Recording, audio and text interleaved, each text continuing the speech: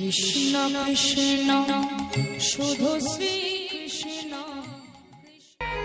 যখন ইংরেজরা আমাদের দেশকে শাসন করেছিল, শিক্ষিত মানুষরা শুনবেন, সাধারণ মানুষরা শুনবেন, তখন কিন্তু রবিবার দিন ছুটি ঘোষণা করেছিল। কেন বলুন তো? চার্চ গির্জাতে যাবার জন্য।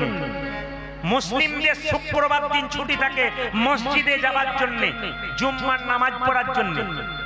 হিন্দুদের একটা ছুটির দিন বলুন তো, যেদিন ভগবানের মন্দিরের জন্য। একটু হাত তুলে বলতে পারবেন? রবিবার দিন যে ছুটি ঘোষণা করা হয়, ওই ছুটিটা আমরা কি ব্যবহার করি? মন্দিরে যাই, না সারা সপ্তাহে বাজারের কাজটা করে নিই?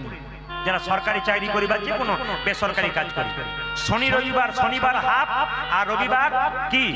রবিবার কি? হ্যাঁ, বলছে শনিবার সুখিবার। এইদিকে শনিবার হচ্ছে সুখিবার, যারা চাকরি বাকরি করে। আজকে সুখিবার, রবিবার দিন আরো আনন্দ, রবিবার দিন আরো আনন্দ, ফুল ডে ছুটি। তাহলে শনিবার সুখিবার, রবিবার সুখিবার, আর মুখ পোড়া সোমবার আসে কেন বারবার? অনেকে ভাবে। কিন্তু দেখে নিন আপনারা, যে যেখানে বসে আছেন, আপনার মন দিয়ে শুনবেন। রবিবার দিন আমাদের ছুটি থাকে, কিন্তু আমরা কজন মন্দিরে যাই? যাই না। সবাই মাথা নোড়াচ্ছেন। ইংরেজরা রবিবার ছুটি ঘোষণা করেছিল কেন? চার্চ গির্জাতে যাবার জন্য। মুসলিমরা শুক্রবার দিন হাজার কাজ থেকে একটা সময় দেখবেন মসজিদে যাবে। আর আমাদের দেখবেন মন্দিরে বসার সময় হয় না, কীর্তন শোনার সময় হয় না। দেখবেন আমাদের তিনটে হাত আছে, একটা ডান হাত, বাঁ হাত আর অজু হাত। দাদা কীর্তন শুনতে যাবেন না, আর বলবেন না সময় কই। মানে আমাদের সময়ের অভাব খুব। আবার দেখবেন অনেকে বলে, দাদা কীর্তন শুনতে যাবেন না, কি সুন্দর বলে, আমার মতো হতভাগাকে কি ভগবান ডাকে গো। কি দুঃখ করে বলছে। এদিকে বাজার যখন থলেটা নিয়ে যাচ্ছে, তখন তো বলছে না, আমার মতো হতভাগাকে কি বাজার ডাকে গো। দিব্যি বাজারটা চলে যাচ্ছে, হরিনামে বেলাতে নিতাই বলবে, হরিনাম শুনবে না, বাকি সব শুনতে পারে। জন্মদিন আপনারা পালন করেন তো? জোরে বলুন হ্যাঁ না না। জন্মদিন পালন করেন? ভয়ে কেউ বলবে না। জন্মদিন আপনারা পালন করেন?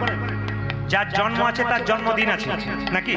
তো জেনে নিন, জন্মদিন আপনারা পালন করেন, কিন্তু কিছু ভুল আমাদের মধ্যে আছে। জন্মদিনে বাচ্চাদের আপনারা কেক তো হাত তুলে বলুন হ্যাঁ না না। কেক কাটেন? কেক কাটেন? বাহ, এই যে সত্যি কথাটা বললেন তার জন্য খুশি।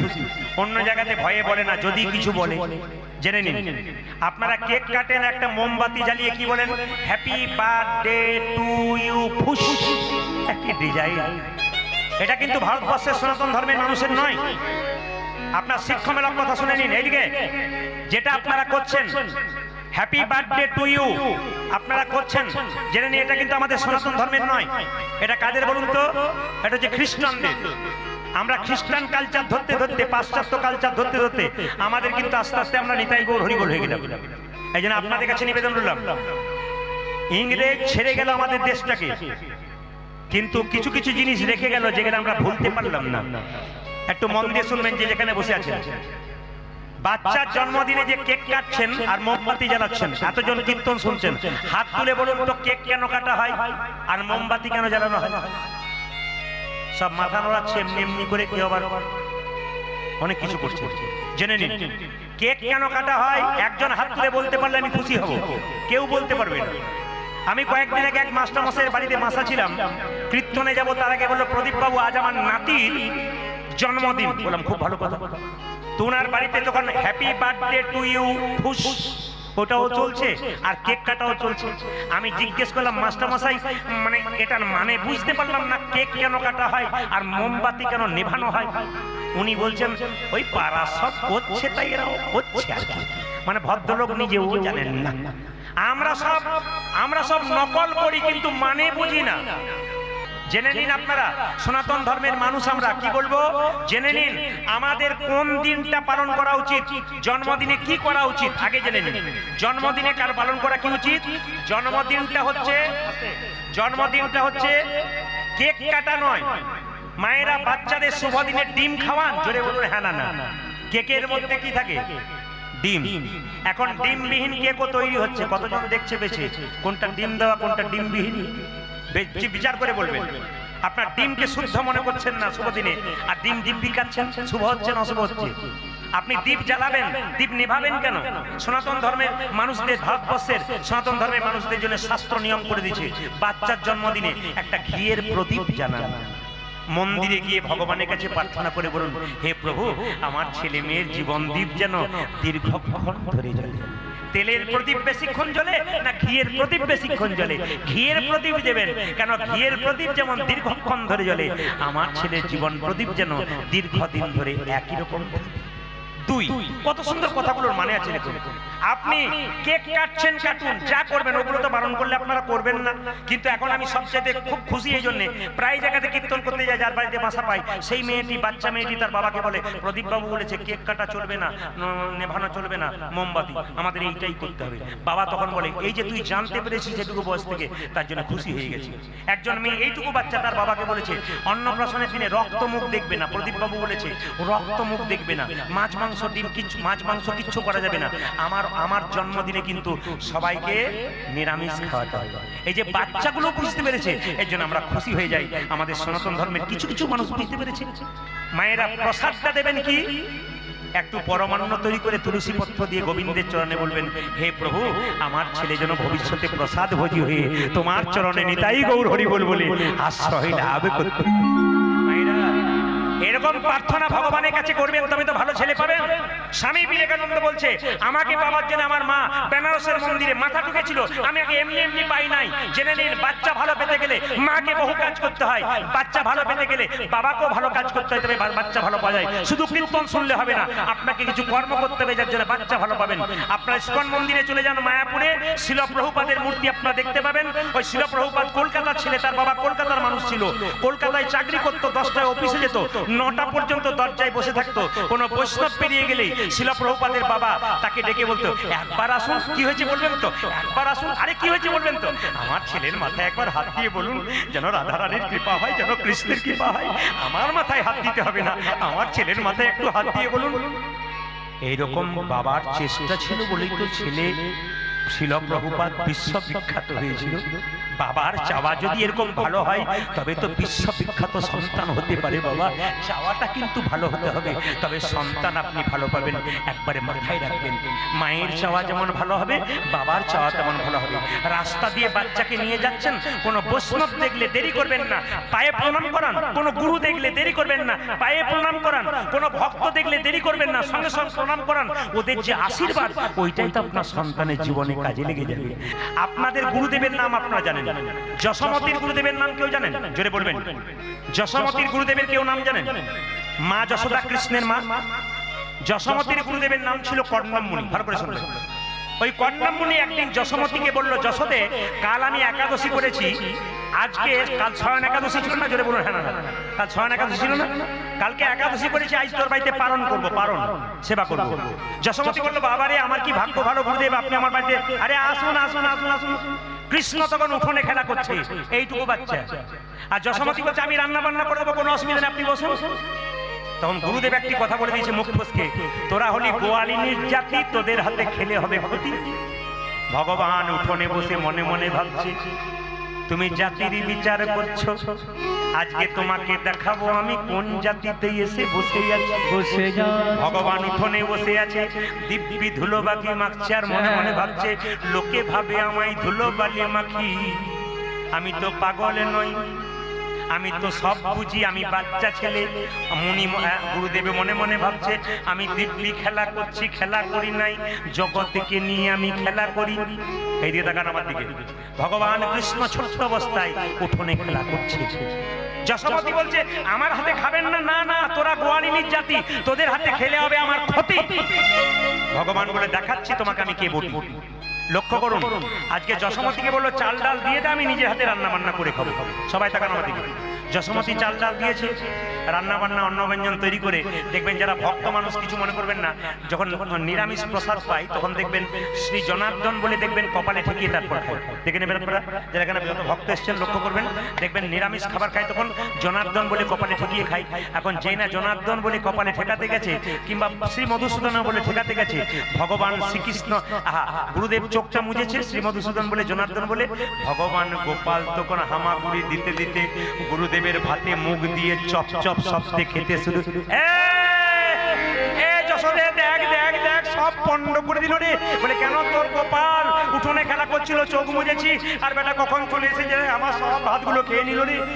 যশোমতি ছুটে এলো, কৃষ্ণকে জিজ্ঞেস করলো তোকে কে ডেকেছে? কৃষ্ণ বলল মা। যশোমতি বুঝতে পারে না, ইশারায় বুঝবেন, মা তোকে ডেকেছে? বলে হ্যাঁ। ও প্রসাদ, ভক্ত যদি প্রসাদ নিবেদন করার সময় আমার নাম করে তবে কি আমি না এসে আর থাকতে পারি? ও আমায় ডাকলো কেন? ও তোকে ডেকেছে? দেখাচ্ছি মজা তোকে। দাঁড়া, কান দুটোকে ধরে এক গালে দু থাপ্পড় দিয়েছে, এই গালে একবার, এই গালে একবার। কৃষ্ণ একবার হেসেছে, একবার কেঁদেছে। প্রশ্ন করবেন কৃষ্ণ একবার হাসলো, একবার কাঁদলো কেন? কৃষ্ণ হাস কাঁদলো এই জন্যে তুমি লোকের কাছে বলে বেড়াও 7টা নাই 5টা নাই, আমি নাকি তোমার একটি মাত্র গোপাল, এই তুমি মানলে, এই তোমার ভালোবাসা। আর হাসছে কেন? মনে মনে ভাবছে তুমি তো আমায় চিনতেই পারো না, আমি কে? তুমি যদি চিনতে পারতে তাহলে কি তুমি আমায় মারতে পারতে? যশোমতি বলছে চল তোকে দেখাচ্ছি মজা। কানে ধরে ধরেছে, আর গুরুদেবকে বলছে বন্দি করে রাখবো আবার কাঁচা সোনা, আমার গোপাল তোমার কাছে আসবে না। সবাই তাকাবেন, খুব যুক্তিপূর্ণ কথা, একবারে মহাভারতের কথা। লক্ষ্য করুন, আমার গোপাল আর কোনো মতে আসবে না। গোপালকে নিয়ে গিয়ে একটা বাড়িতে দরজা বন্ধ করে, এখন যেই না জানালার সঙ্গে দড়ি দিয়ে বাঁধতে যাচ্ছে, গোপাল আর যেতে পারবে না বলে গোপালকে যখন বাঁধছে, গোপাল বলছে মা গো, এই জগতে আমাকে দড়ি দিয়ে কেউ বাঁধতে পারে না, যদি প্রেমের দড়িতে কেউ বাঁধতে পারে তবে তার প্রেমের দড়িতে তাই গৌর হরি বল বলে ধরা। প্রেমের দড়িতে কেউ যদি আমায় বাঁধতে পারে, প্রেমের দড়িতে আমায় যদি কে বাঁধতে পারে, আমাকে মা তুমি প্রেমের দড়িতে বাঁধো, আমি তোমার কাছে আসি। এখন লক্ষ্য করুন, যেই না বলেছে প্রেমের দড়িতে বাঁধো, লক্ষ্য করুন বাঁধতে বাঁধতে 2 আঙ্গুল কম পড়ে যাচ্ছে। মা রেগে গিয়ে বলো আচ্ছা ছেলে পাল্লাই পড়লাম, রইল তোর বাঁধা। আসলে 2 আঙ্গুল কম পড়লো কেন? মা যশোদা যখন গোপালকে বাঁধছিল দুটো জিনিসের অভাব ছিল, একটা প্রেম, একটা ভক্তি, ওই জন্য 2 আঙ্গুল কম পড়ে গেল। প্রেমও নাই, ভক্তিও নাই, বাঁধা গেল না। এখন বলছে দাঁড়া তোকে শিকলটা বন্ধ করে দিই। দরজা বন্ধ করে শিকল দিয়েছে। গুরুদেবকে আবার রান্না বান্না তৈরি, অন্ন ব্যঞ্জন সব কিছু দিয়েছে, আপনি রান্না বান্না করুন, সব সেবা দিয়ে দিলাম। গুরুদেব বলছে আর আসবে না, বলছে বন্দি করে রেখেছি আমার কাঁচা সোনা, আর গোপাল আসবে না। যশোমতি রান্নাশালে রান্না করতে গেছে, এদিকে তাকাবেন, যশোমতি রান্নাশালে রান্না করতে গেছে, আর যে না অন্ন ব্যঞ্জন তৈরি করে আবার শ্রীমধুসূদন বলে যাই না কপালে ঠেকাতে গেছে, কোথা থেকে গোপাল এসে আবার খেতে শুরু করে দিয়েছে। গুরুদেব বলছে যশোদে দেখ দেখ দেখ, আচ্ছা ছেলের পাল্লাই পড়লুম বাপু, আবার এসেছে।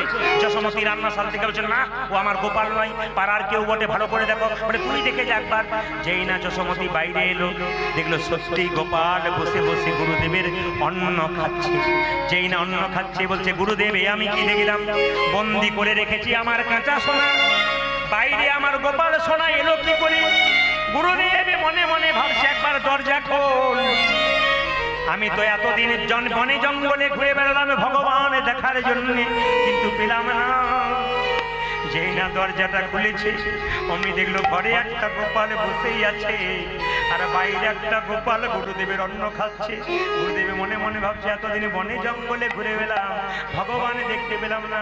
এই যে ঘরে গোপাল, বাইরে গোপাল, ঘরে গোপাল, বাইরে গোপাল, গোপাল, বাইরে গোপাল, ঘরে গোপাল, বাইরে গোপাল, উনি বলো ভালো গোপাল, ঘরে গোপাল, বাইরে মনির বড় ভালো গোপাল, ঘরে গোপাল, বাইরে গোপাল, মনির বড় ভালো গোপাল, ভাগ্য নইলে দিলে আমার মনির বড় ভালো গোপাল,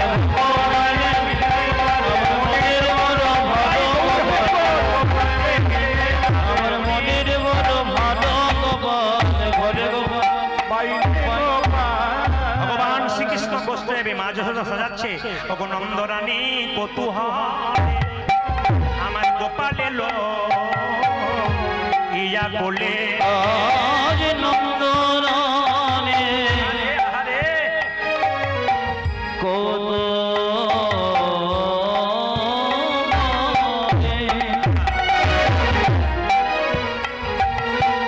আজ গোপাল নম লইয়া কোলে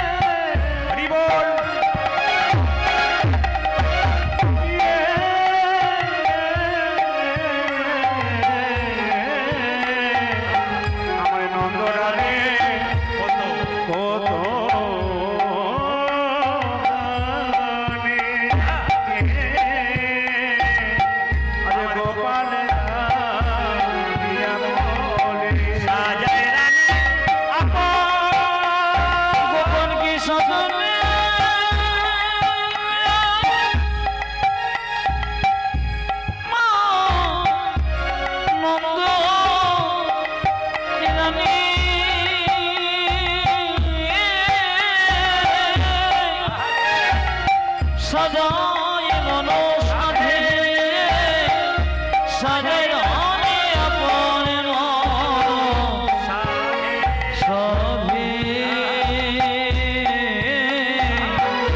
সাজায় রানী আপন মন সাধে সাজায় রানী আপন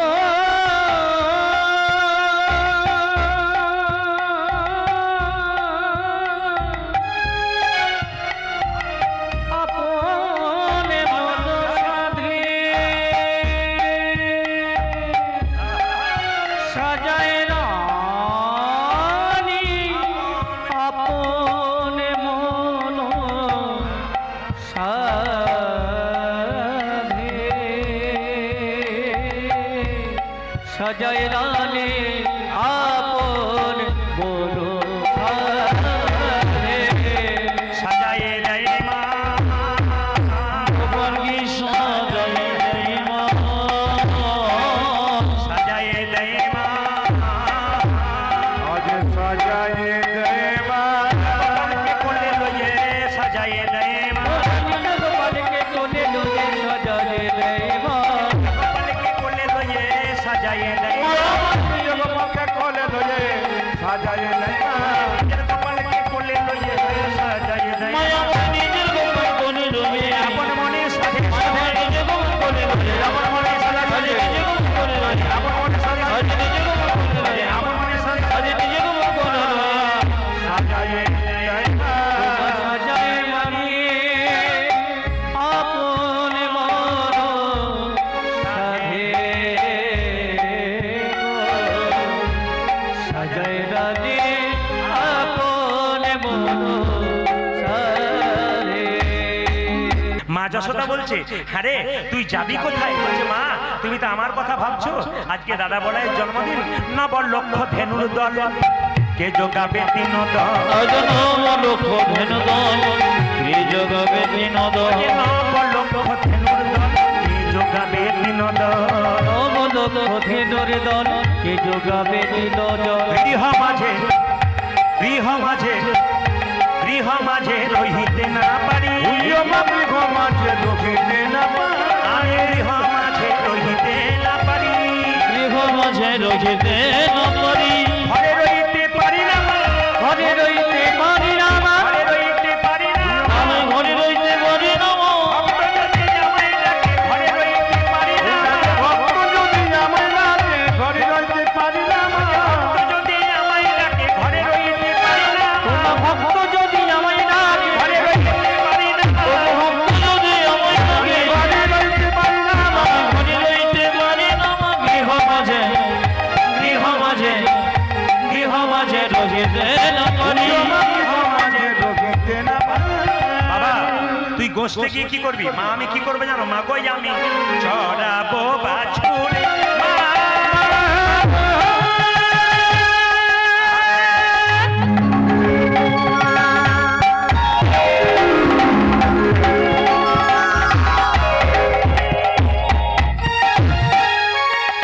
গো মা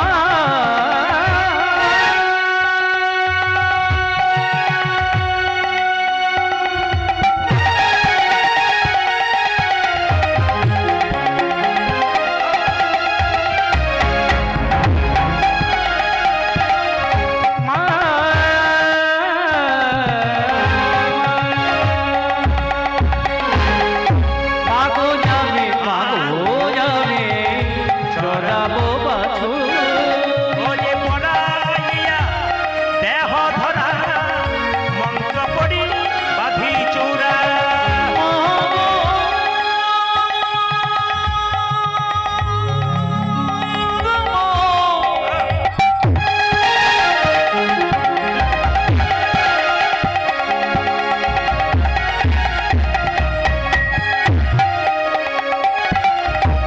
দেব দেবয় সাজারে